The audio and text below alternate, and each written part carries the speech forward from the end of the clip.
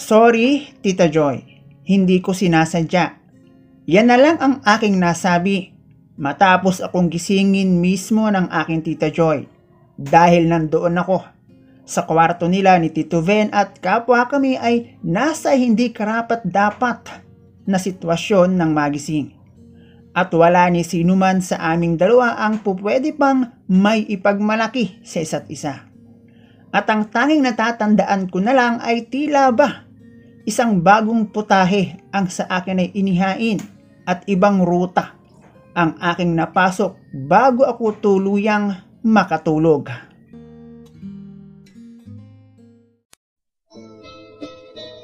Hello guys and welcome dito sa Kasgul TV. At syempre kung ikaw ay bago dito sa aking channel at trip mo ang ganitong klase ng kwento, palike and subscribe naman dyan.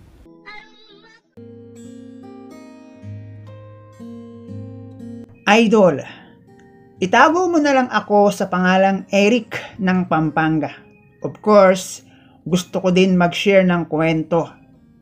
Kwento na kahit taon na ang lumipas ay hindi ko pa rin maibaon sa limot. Masasabi kong isa sa kasalanan pero magandang aksidente na pangyayari. 5 buwan matapos ikasal ang aking Tito Ven kay Tita Joy, muling sumampa ng barko si Tito Good for 6 months. Iyon din ang dahilan kaya nagkasundo ang mag-asawa. Bagamat bagong kasal ay 6 na buwan lang naman silang magkakahiwalay. Matagal ng seaman si Tito Ven. Kaya naman bago nakasal ay meron na rin siyang sariling bahay kung saan ay naiwan si Tita Joy. Maganda siya. At kung sa pagkain ay talagang mag-aasam ka rin ng ganoong putahe. At bagay nga sila ni Tito Ven. Naging close naman kami ni Tita Joy dahil si Tito mismo ang tumutulong sa akin sa pag-aaral ng college. At ako rin ang namamalagi sa bahay ni Tito simula noong mapa sa kanya iyon. Meron akong GF at 3 taon na kami. At hindi ko na itatanggi na kabisado ko na ang lasa ng putahe meron siya. At ang ruta patungo sa kawalan. Halos 3 a week ba naman kami kung maggawa ng project na hindi angkop sa karamihan, lalo na kung hindi kasal.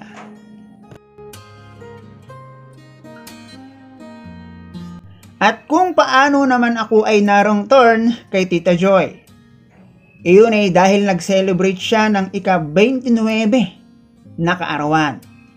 At matapos ngang magsiuwi ang mga bisita, ay naiwan ang aking GF at nagkaayaan kaming mag-shot ng konti. Pero hindi konti ang naging ganap. At dahil sa aming tatlo ay ako lang yung medyo nakakatagay sa totoong buhay, mas nasa pool si GF at Tita Joy. Isa-isa ko sinilang ipinasok sa kwarto para makapagpahinga. At ako naman ay inubos ang natira sa bote. Matapos iyon, ay nagligpit pa ako pero talagang tinamaan na rin ako at pumasok na sa kwarto. Sa aking pagkakaalala ay tila ba naging diwata sa ganda ang aking GF dahilan niyon upang maghalo ang balat sa tinalupan nang wala sa tamang pagkakataon. At tila ba kakaiba at sagana ang kabundukan at masukal ang Kabyang Tunnel na aking niruruta. Gaya nga ng aking nasabi na ay 3 taon na kami ni GF. At kabisado ko na ang pasikot-sikot at ang ruta patungo sa maling daan. At tila ba ako'y naliligaw ng sandaling iyon. At animoy iba ang lokasyon doon. Dahilan upang ako'y gumusto.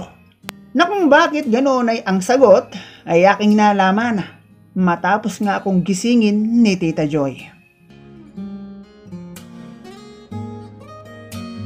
Matapos kong humingi ng pasensya dahil nga kapwa kami nakainom, ay nataranta si Tita Joy at hindi alam ang gagawin.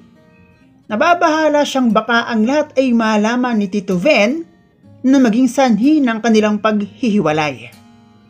Lakas loob kong sinabi kay Tita Joy na hindi naman namin sinadya iyon. At ako sa sarili ko ay nangako sa kanya na walang ibang makakaalam noon at hindi sa akin magmumula ang paghihiwalay nila ni Tito Ben. Bagya siyang kumalma. At habang akin siyang pinagmamasdan, ay tila ba naisip kong sayang. Kung alam ko lang, nilubos ko na sana. Yun naman ay sa isip ko lang. At wala talaga sa planong ahasin ko si Tito. Lalo't ang laki ng utang na loob ko sa kanya. Mula noon ay naging mailap ang pagkakataon sa aming dalawa sa iisang bahay. Maging ako man, kahit nang hihinayang ay natatakot din sa pwedeng mangyari. Kaya mas pinili ko ang umiwas na lang at sa bahay na mamalagi. Ay, sana all.